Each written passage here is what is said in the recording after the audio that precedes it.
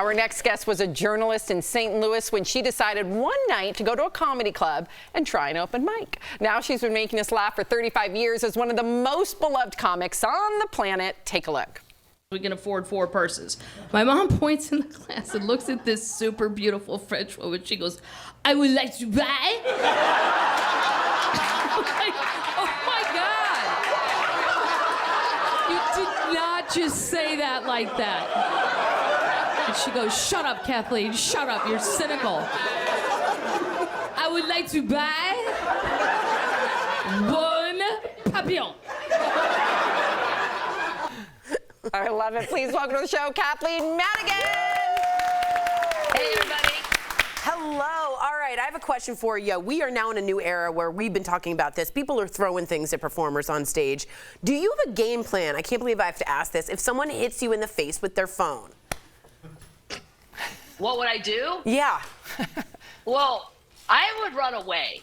I don't understand the throwing things back. Right. Although I will say Cardi B has a mean left hand. She does. I mean, she threw that wow. I was like, and left-handed like a professional baseball player. That was amazing. But I'm also like, a drink isn't as heavy as a mic. Those microphones are heavy. That's like throwing a hammer. Yeah. No, I would not get involved. Like, my dad's a lawyer. I know when a lawsuit's about to start. I'm out of there. She's just all, bye. Yeah, I'm out. I'm out. You can feel it like rain in the air, like, oh, this is a lawsuit coming. Let me stop. Yeah, I feel it. It's all starting, and this is just the first page of the indictment. I'm not doing it. I'm out. Yeah. I mean, I'll come back when they throw the person out. Yeah. And then whatever. But like it's probably normal to react. Yeah. But to throw it back, like some lady jumped on stage just to slide me a greeting card, and I'm like, you didn't. Yeah, you could have just given that to an usher. You know, you didn't need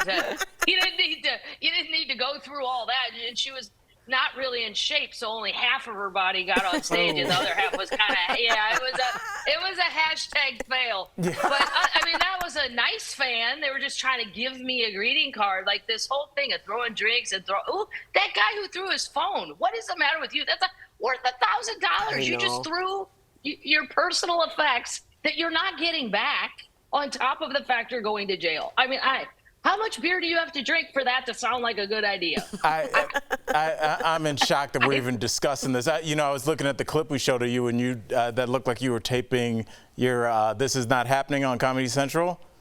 That's exactly what that was. Yeah. Yeah. Cool. Yeah, I taped one too, but I can't wait to hear your story because you're such a storyteller. I grew up listening to you and buying your CDs and albums, so it's an honor to talk to you. You are currently on tour, so I got to get to this. Please tell our audience, what is the weirdest thing that's ever happened to you on tour? Because we've already discussed a little bit. Well, one of the weirdest things actually was, so back in the day when you start comedy, you got to do all these one-nighters, and they're usually in kind of questionable bars. Let's say questionable is a good word.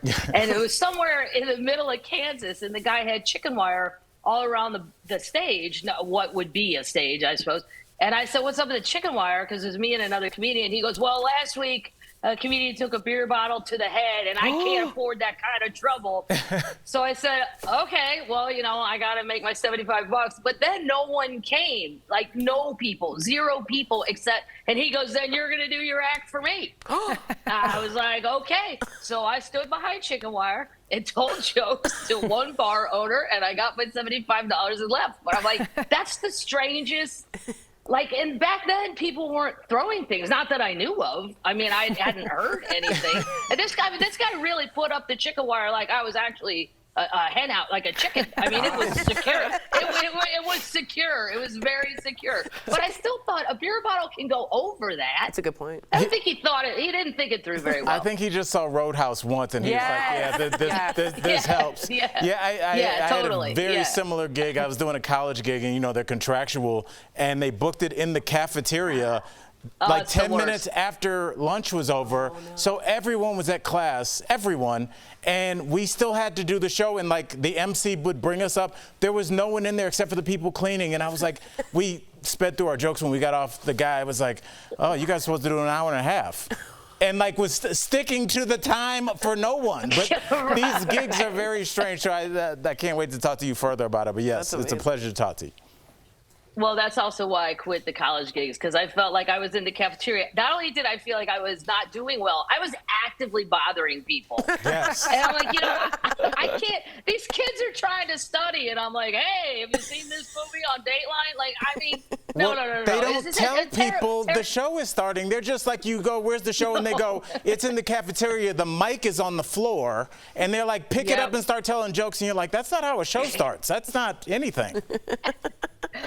That's how it starts for them, because some kid planned it and then they leave. I love the kid who always books it. It's like, okay, fine, have fun, bye. I'm like, oh, no, you don't get to leave. If I have to be in this kind of pain, you need to stay. Exactly. Yeah, you're stuck for 45 minutes. You're stuck. Yeah. Hey, beats class. Kathleen, thank you so much. DBL Nation, you can see Kathleen on the Box Wine and Tiny Banjos tour going on right now. Get your tickets at KathleenMadigan.com. Thank you again, Kathleen. Congratulations on all your success. Thanks, we'll be right back. That's funny.